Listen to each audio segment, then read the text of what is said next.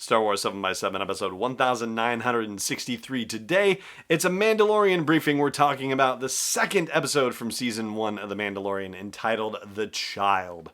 Punch it!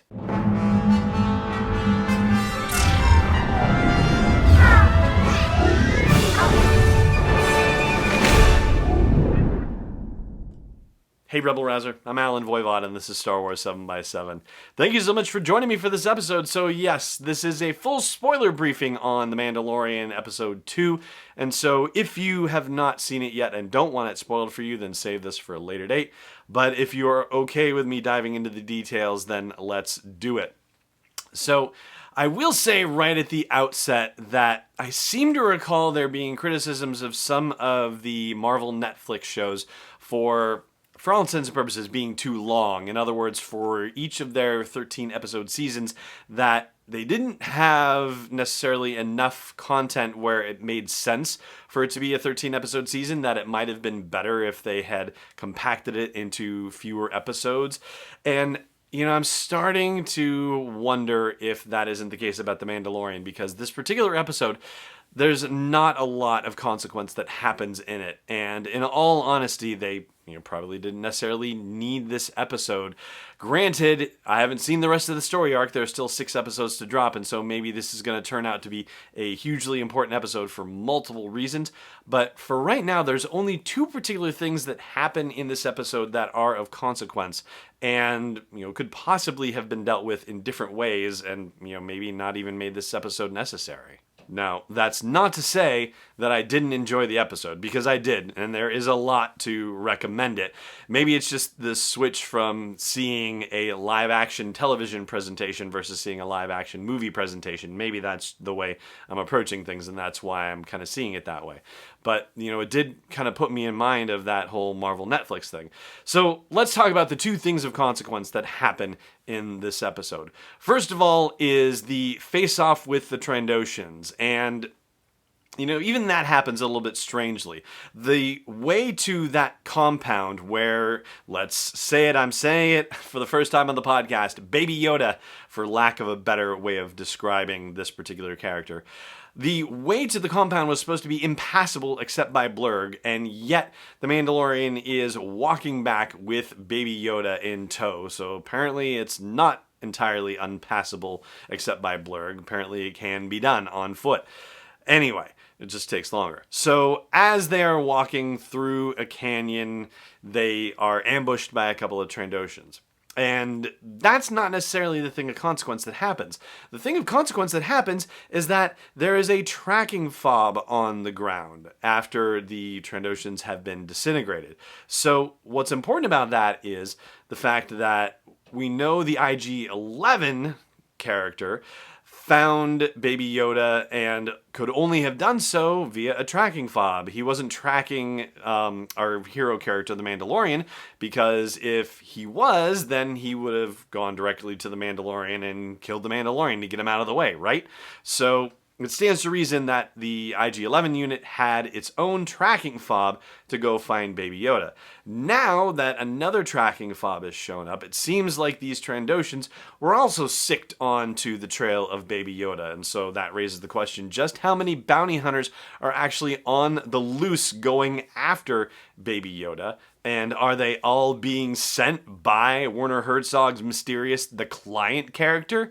If so, does that just mean that the client is trying to get the best price possible because the Mandalorian is super expensive by all reports? Obviously, it's hard to say for sure at this point, but the fact that the rest of the episode takes place over the course of multiple days and no other bounty hunters show up suggests that maybe we've seen the last of the additional bounty hunters being dispatched, but it also seems to indicate that there should have been perhaps a little more urgency for the Mandalorian to make his way off planet. And when he arrives at the Razor Crest to find that it's being ransacked by Jawas, well, you can certainly understand his pique in deciding to disintegrate some Jawas, but they have been at it for a while. And the scene in which the Mandalorian takes on the Jawas on the Sandcrawler has elements of Indiana Jones and the Last Crusade, Monty Python on in the Holy Grail with the Arthur and his knights storming the French castle, right?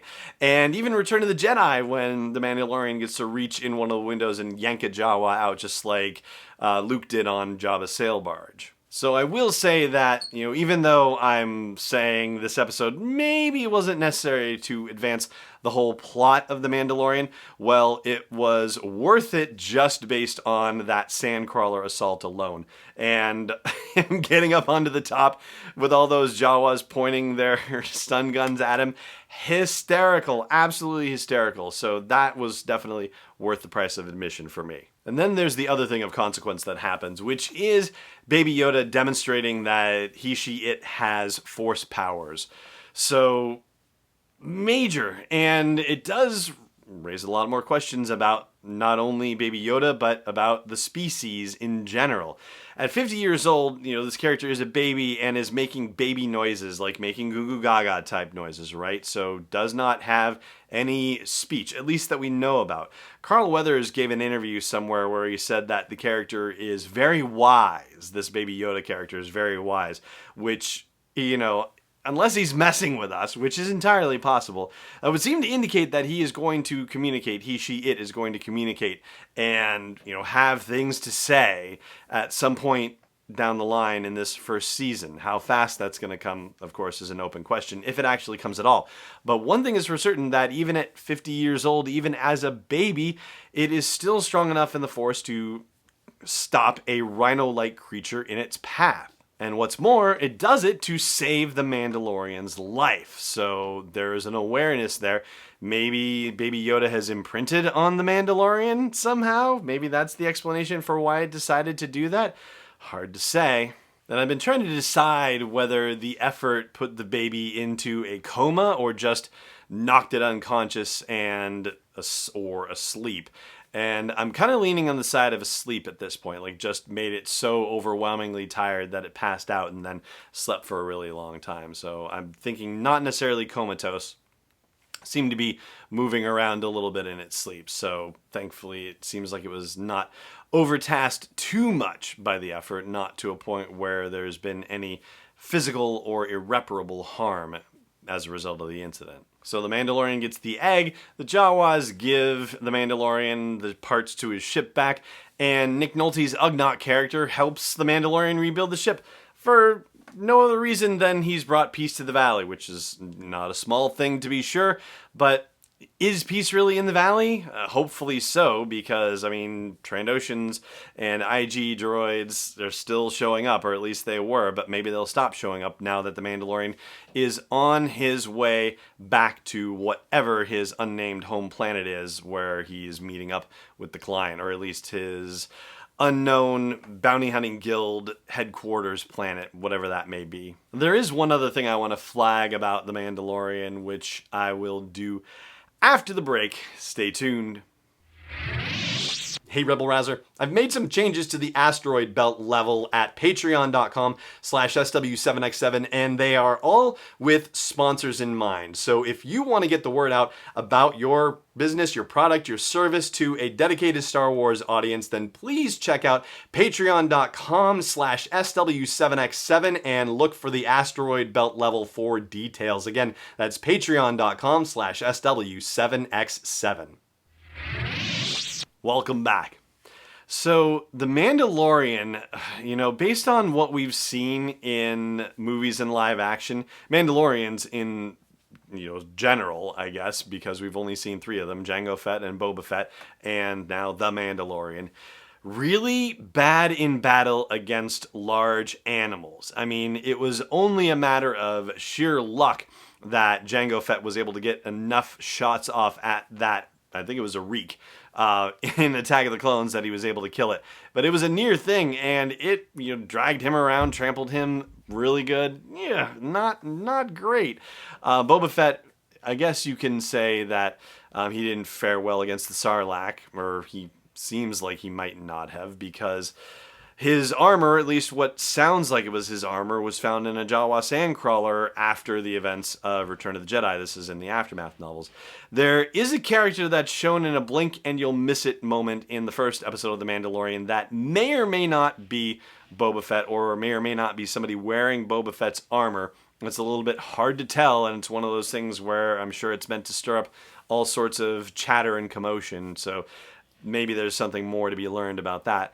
And now we have the Mandalorian, who in episode 1 had his hat handed to him by blurgs, and in this episode nearly had his hat handed to him by this giant rhino-like creature, and would have if not for the timely intervention of Baby Yoda. So the Mandalorian weakness, not just the Mandalorian, but Mandalorians seemingly in general, just not very good at all in fighting large creatures, which is a little bit surprising. I mean, they are warriors, you know, and as Nick Nolte's Ugnaught character noted, his ancestors conquered the great mythosaur, so, you know, blurgs and rhinos and reeks shouldn't be as much of a problem as they seem to be. And that is going to do it for my observations about the second episode of Season 1 of The Mandalorian, and that's going to do it for this episode of the show as well. Thank you so much for joining me for it, as always, and may the Force be with you wherever in the parsec you may be. This podcast is not endorsed or sponsored yet by Lucasfilm Limited, Disney, or 20th Century Fox. It is intended for entertainment and information purposes only. Star Wars, the Star Wars logo, all names and pictures of Star Wars characters, vehicles, and any other related Star Wars items are registered trademarks and/or copyrights of Lucasfilm Limited or their respective trademark and copyright holders. May the Force be with them. All original content is copyright 2019 by Star Wars 7x7. We hope you love it.